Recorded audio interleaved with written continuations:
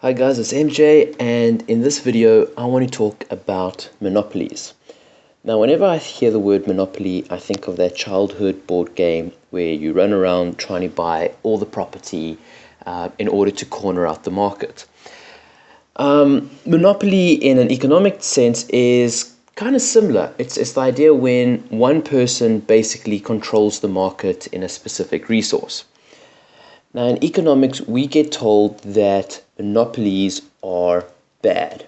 We get told, oh, monopolies, they're these evil monsters and that they're horrible for the economy and that we need to prevent them. Why are monopolies considered bad? Well, we believe that, or economics believe that if a company had to control, say, the market, then it can set the price very high and it can squeeze out the consumers. So it makes the price high and it squeezes the poor consumers. Now, this might have happened in the past. So back in the day, before you had the internet or a lot of communication or something like that, it was quite possible for someone to set up, say, a little monopoly in a town and to absolutely dominate the market, either by being the only one who sells milk, or the only one who sells certain items. Then what they can do, or what this business would have the power to do, is they'd be able to manipulate the supply so that they could get the desired price. Because if the demand is fixed, then remember the supply and demand. Basically, everything in finance comes down to the supply and demand curve.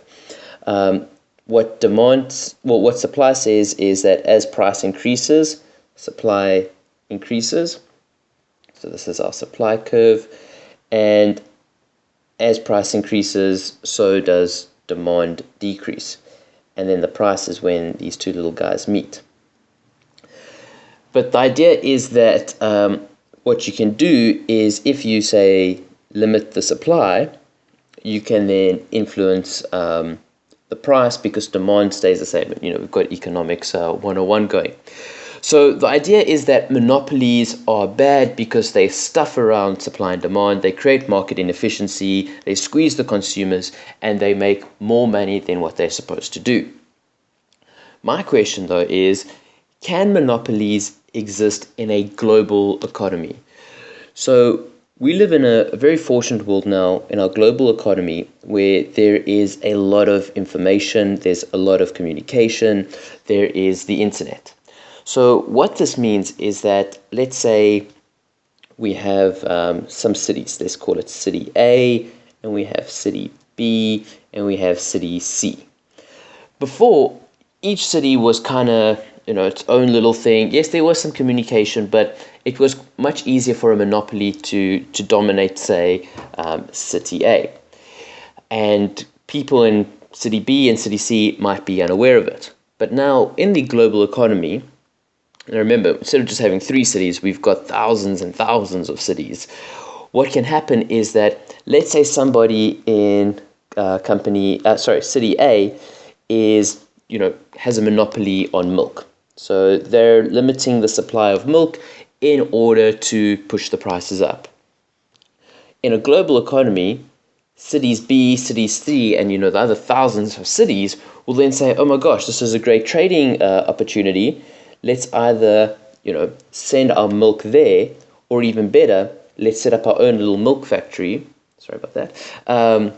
When I mean milk factory, let's get our farms together, let's get some cows, let's start milking them, and let's compete because there's profit to be made. Remember, whenever there's that inefficiency caused by the supply and demand curve, it means that there is money for someone to come in, offer the additional supply, and make up that shortfall. So this is the one thing where I think monopolies, I don't think they can exist in a global economy naturally. I'm going to say naturally because I'm going to get back to how they can exist artificially, which we are seeing today. But the idea is that if I have a company and my price is too high, then somebody else in the world, because the world is so big, we are going to get competition. So competition is going to come along and say, oh my gosh, milk is selling for such a high price in city A. Let's move my family there. Let's start selling milk there. I'm going to become rich. Let's compete. And what can happen is that you will find not only just will someone from city B come, but someone from city C will come, and there'll be quite a lot of competitors, people chasing the profits that could be made in the milk market. Back in the day, some monopolies, if let's say one competitor comes at a time, they could do something known as predator pricing. So predator pricing is quite an interesting strategy. But the idea is that, let's say, for instance, milk has got a fair cost of, let's just say 10 Rand. Okay, 10 Rand, that's like $1. Let's say a liter of milk goes for 10 Rand. That is the fair price. Now, let's say the monopoly, they can, control the supply, or they can manipulate the price, and they're going to charge 12 Rand. Okay, they're going to come in and they're going to charge 12 Rand for milk. So this is a very high price. Competitors can come in and they can say, well, you know what? We can charge 11 Rand. We can charge 11 Rand. It's still high, but, we're undercutting the monopoly. We can charge 11 Rand, and this makes it very profitable for us because we're getting this bonus 1 Rand additional profit. That's why we're coming in and selling milk and not any other product. At 10 Rand, we make good profit, but at 11 Rand, we're making even more. It makes milk even more attractive than any other business. So what does the monopoly do? They feel threatened by this 11 Rand because it means that they will probably go down to 11 Rand, and then the competitor will go down to 10 Rand, and then we're back at the fair price. So what the monopoly could do is they could say, you know what, guys, we've been selling at 12 Rand for quite a while. We have got quite a lot of capital surplus. We don't like this competitor. What we're going to do is we're going to change our price from 12 Rand, and we're going to start selling milk at 9 Rand. So we're going to start selling our milk at 9 Rand, and this is very low. What we've done now is we've undercut the competitor. The competitor cannot change his prices from 11 Rand to 9 Rand because then that's below the fair value. He then starts making a loss. Then selling milk does not become that attractive, and it goes from being a bonus of 1 Rand to, minus 1 Rand. And then every other business is looking way more attractive than milk.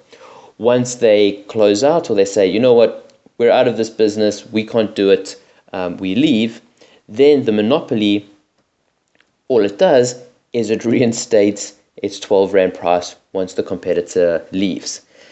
And yes, this costs them some money, dropping it down to 9 Rand.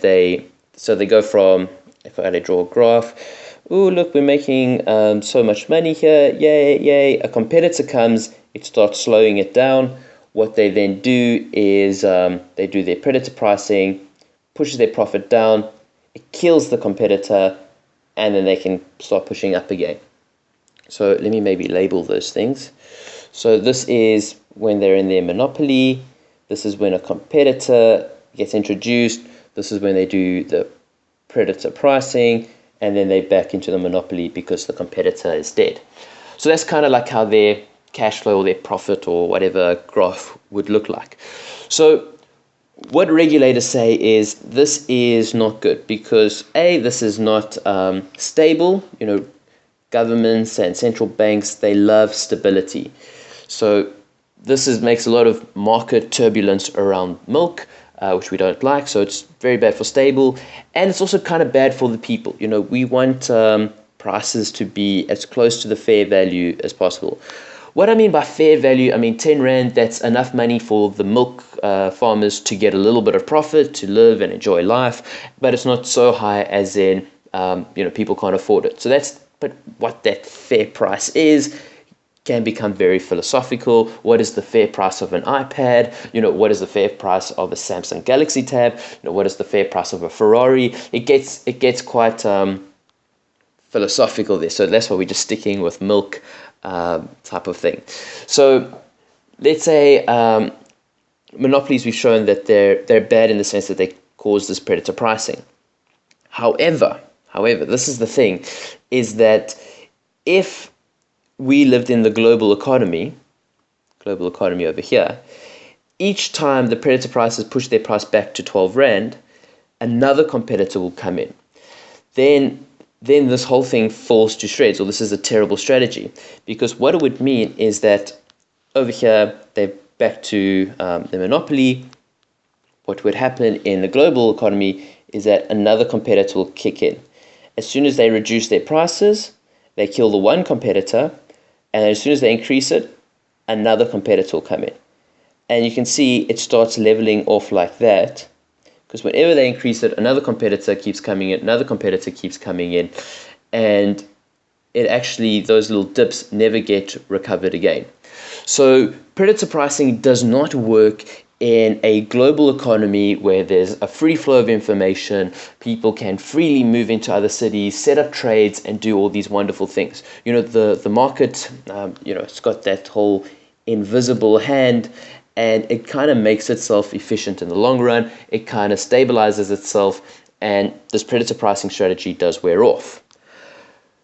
However, regulators kind of stuff everything up in the sense that what they do is they come in with their artificial rules, which are good. I mean, the rules really have got good intentions behind them, but certain regulations can create artificial restrictions which make barriers to entries, and regulators can, in a sense, form monopolies.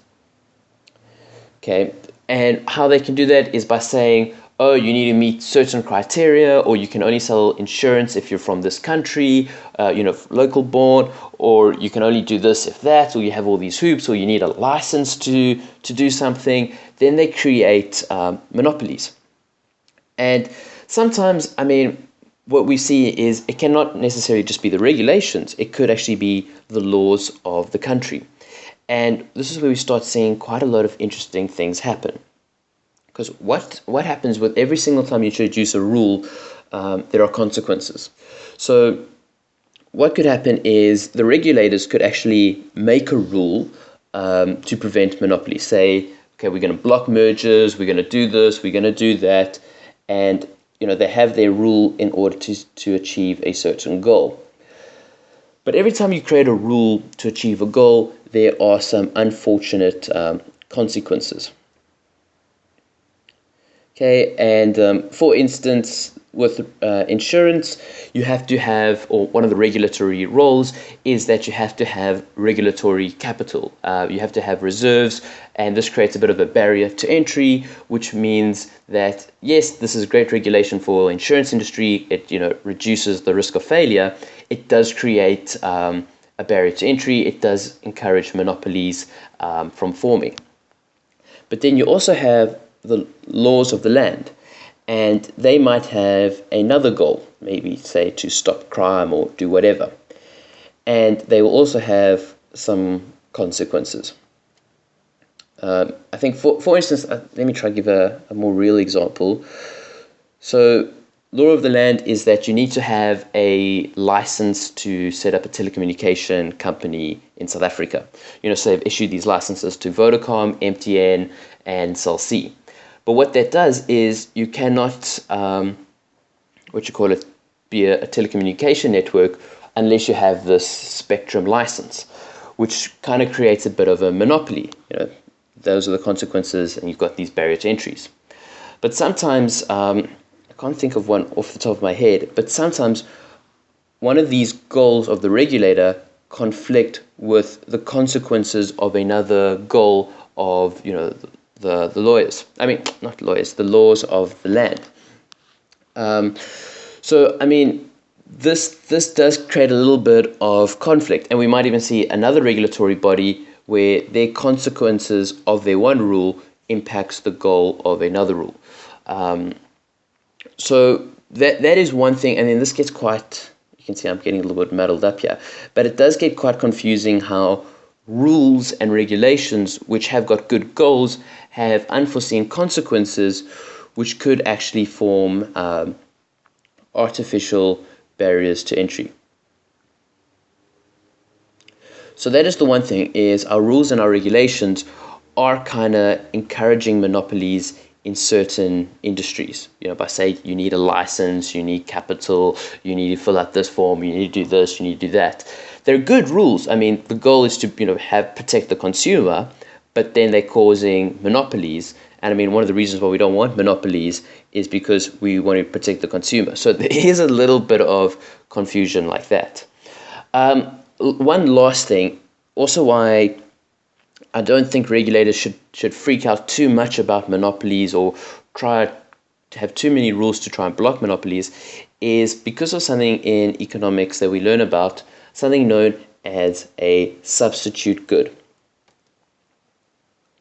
Substitute good.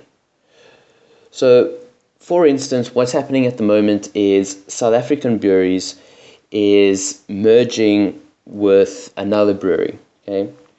And they're becoming the biggest brewery in the world. And everyone, well, not everyone, some people are freaking out, oh my gosh, SA Breweries now has a monopoly, or the little merger is going to have a monopoly over beer. They're going to be able to control the price. This is bad. Ooh, monopoly. And, in certain instances, we will see regulators block these type of mergers. This one didn't get blocked. And I mean, for good reasons, because they are substitute goods. When it comes to, say, beer, there are substitute goods in the sense of other types of alcohol, whether it be something like ale, which is kind of like beer. I don't know that much about alcohol, vodka. I mean, another substitute good could even be Coca-Cola if it's just something that you want to drink. But there are substitute goods. Same with, like, say, milk. There is, almond milk, which is a little bit more expensive, though. But there is, almond milk, soya milk. And then, I mean, people can go completely vegan and say, we don't even need milk in our tea. We'll just drink it black, type of thing like that. So the economy, what I'm trying to say is that the economy, especially the global economy, the way we're all connected and traded together, is that there are so many substitute goods or so many different types of goods that even if a monopoly did form with one of these goods and the monopoly pushed the prices too high, they made the price a little bit too high, then demand would fall because there are substitute goods. Yes, we might prefer beer to vodka, but if beer costs 10 times the price of vodka, then our demand for beer will decrease and we'd rather, go take a shot of vodka. Because of that, the monopolies will have to bring their prices back to fair in order to get a little bit of profit, in order to carry on doing business, in order to get their consumers back. And that's why I don't think we have to worry too much about squeezing consumers in a global economy. However, rules and regulations, I know some rules and regulations are afraid of globalization. They do prevent foreign investment in certain cases. They do, put hurdles on or big taxes on, outside companies. So we're not going to be seeing straight away, all these other cities being able to compete with each other, setting up their factories and doing all that type of stuff at the moment. But I think as our economy gets a little bit more mature and people start, perfecting rules and regulations and reducing the consequences with smarter rules, we're going to start seeing that our global economy, there isn't going to be space for a monopoly to have power. There might be a monopoly, but they will still charge a fair price because as soon as they start charging something higher, they invite competition, and that's bad. Maybe finally, I don't know, how long have I been talking for in this video? This is supposed to be a short video. Oh gosh, it's almost 20 minutes. I was going to talk about, collusion and how even having, say, the sense of a monopoly is a little bit of a, false, think, let's say, for instance, you have the two communication companies, Vodacom and MTN and Cell C. There's nothing stopping these guys coming together and saying, hey guys, you know what, it's actually better for all of us if we just agree that we're going to let's all charge the high price. Let's all charge high price for our cellular data. Let's have this little agreement, behind closed doors. And then we go into that whole idea of game theory. As long as no one cheats and, start selling it at a smaller price, we don't want a price war, everything will be okay. So we can see that even if a industry is split into, say, 3 or more different companies, there's nothing stopping them. Well, there are the rules and regulations, but they can collude and kind of effectively put in the high price wars, put in the high prices. This is then further problematic because the rules say, oh, you need the license to compete. And now other people are like, but you're charging so much, we want to come in and compete. And rules and regulations are like, no, you have to have a license. We've only issued our 3 licenses. And, causes a lot of confusion. I'm not saying that these companies do collusion. I don't think I can say that. But I'm saying there is the potential for any industries, people to do that. And then I think they even got another word for like oogly or whatever like that. But anyway, this video's been going on for way too long. It's 20 minutes. It's supposed to be a short one. This is just like monopoly and regulation. So sorry for getting ahead of myself there. But yeah, let me go make some more videos on the other syllabus topics. Thanks so much for watching. Cheers.